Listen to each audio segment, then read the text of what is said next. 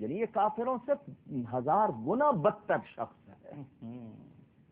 لوگ کہتے ہیں لعنت کرو، میں نے کہا لعنت کرنے سے ہماری تسلی نہیں ہوتی کہ وہ اتنا بڑا مجرم ہے، تو جتنا ٹائم ہم نے اس پہ لعنت کرنے کے لیے لگانا ہے اتنا ٹائم امام پر درود دیتے ہیں. اللہ اکبر، اللہ اکبر، اللہ اکبر، کیا بات ہے، کیا بات.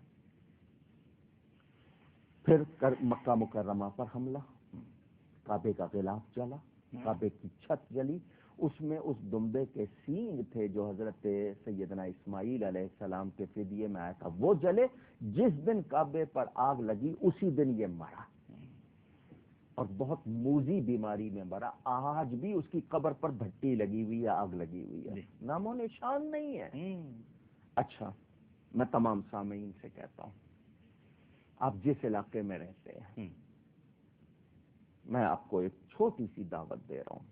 آپ کے علاقے کی 10,000 آبادی ہے، 20,000 آبادی ہے، 50,000 آبادی ہے، زحمت کیجئے ایک ایک گھر جائیے. میں پوری دنیا کے لیے نہیں کہہ رہا، صرف اپنے علاقے میں جائیے. ٹھیک ہے، مجھے کسی ایک گھر میں غلام یزید دکھا دیں. ہائے ہائے ہائے، غلام یزید، فدائے یزید، عاشق یزید، خادم یزید، ایک دکھا دیں، صرف ایک. میں 1% نہیں کہہ رہا، لیکن جس گھر میں جائیں گے غلام حسین ملے گا، عاشق حسین ملے گا، خادم حسین. کیا کہنے، کیا کہنے، کیا بات، کیا بات. یہ تو سب سے خوبصورت دلیل ہے. کیا بات، واہ. ایک دکھا دیں. واہ واہ. جو رہا تو نام حسین کا، جسے زندہ رکھتی ہے کربلا. واہ واہ واہ. ناظرین کرام، اتنی خوبصورت گفتگو کے بعد اب کوئی اضافے اور کسی لاحقے کی ضرورت نہیں ہے. علامہ ڈاکٹر کوکب درانی اکاڑوی صاحب نے اس ذکر کا حق ادا کر دیا. ماشاءاللہ، اپنے والد کی روح کو آج مسرور کر دیا. ان کے والد، ایک سوال کا جواب اور دے دیں. جی جی جی جی جی جی. کچھ لوگوں کے ذہن میں یہ ہے کہ کچھ صحابہ نے بیعت کر لی تھی یزید کی، ان کے لیے کیا حکم ہوگا؟ امام بھی صحابی، وہ بھی صحابی، انہوں نے بیعت کر لی تھی، امام نے کیوں نہیں کی جب صحابہ نے کر لی تھی؟ کچھ لوگ یہ اعتراض بھی کرتے ہیں، میں اس کا بھی جواب دے دوں. جی. کیوں؟ میں چاہتا ہوں کہ امام سے محبت رکھنے والا کسی شک میں نہ رہے. ہاں، یہ کیا بات کی آپ نے، واہ. کیونکہ شک آ جائے تو عقیدت میں پھر فرق آ جاتا ہے. امام کی محبت اور جہنم میں سڑے، یہ تو ہو نہیں سکتا. تو کچھ شک نہ آنے پائے جو درار ڈالے. شریعت میں 2 اصول ہیں، ایک رخصت اور ایک عزیمت. مثلا کہیں پھنس گئے ہیں غیروں کے ہاتھ، غیروں سے مراد غیر مسلم بھی ہیں، بدعقیدہ بھی ہیں، اور جان کا مسئلہ آ گیا.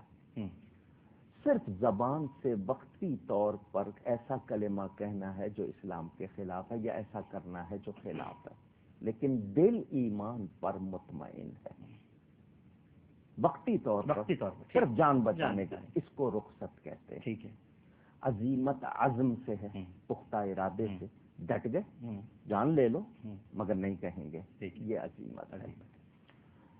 عمر زیادہ ہو جائے، جسم میں ناتوانی آ جائے، محسوس ہو کہ ہم اکیلے ہیں، قوت نہیں بن سکتے، تو عام آدمی اگر قبول کر لے تو لوگ کہیں گے کہ کیا کرتا یہ کیسے لڑتا، اس میں اتنی ہمت کہاں تھی.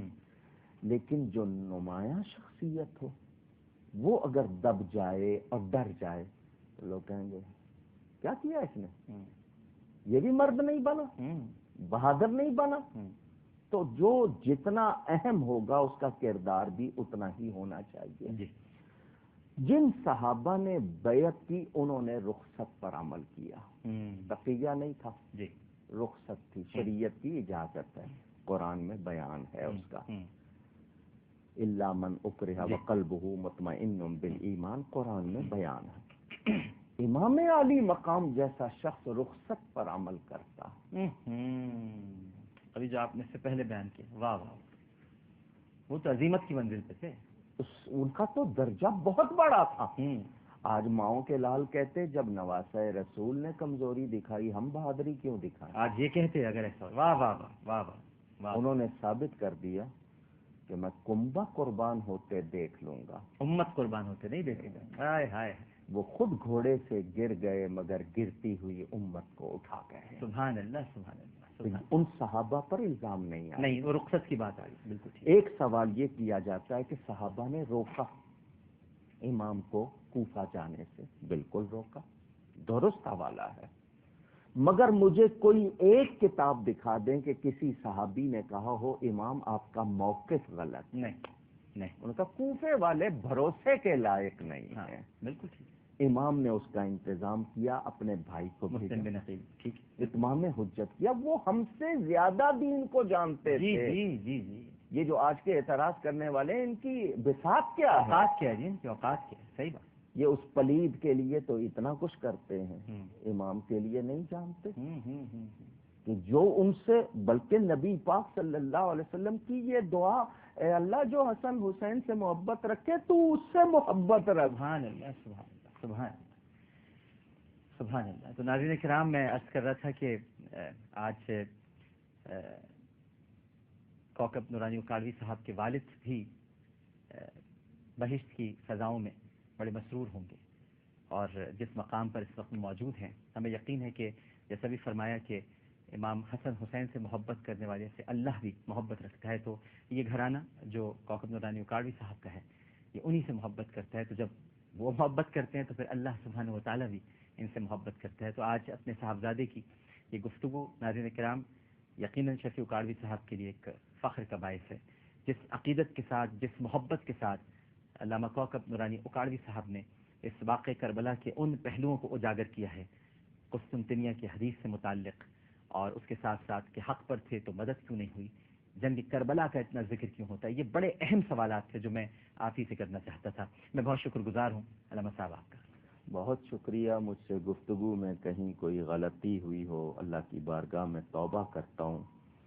سچی بات یہ ہے، ہم لوگ بہت چھوٹے لوگ ہیں، وہ ہستیاں بہت بڑی ہیں. اللہ یہ اللہ کا شکر ہے کہ اس نے ہمیں ان کی محبت دی ہے. ہم اس پر جتنا شکر کریں کم ہے. اور وہ تمام لوگ جو امام پاک اور آپ کے رفقا سے، اہل بیت نبوت سے، صحابہ سے محبت رکھتے ہیں، وہ کسی شک میں نہ رہیں، یقین کی منزل میں آئیں. اور میں پھر کہوں گا اللہ تعالیٰ آپ کو جزا دے کہ آپ نے اس پر اتنا اہتمام کیا. اللہ تعالیٰ قبول فرمائے. آمین ثم آمین. ایک چھوٹا سا وقفہ لیتے ہیں ناظرین کرام. وقفے کے بعد انشاءاللہ دوبارہ حاضر ہوں گے. ہمیں یقین ہے کہ آپ سب لوگ ہمارے ساتھ ہی رہیں گے. السلام علیکم ورحمۃ اللہ.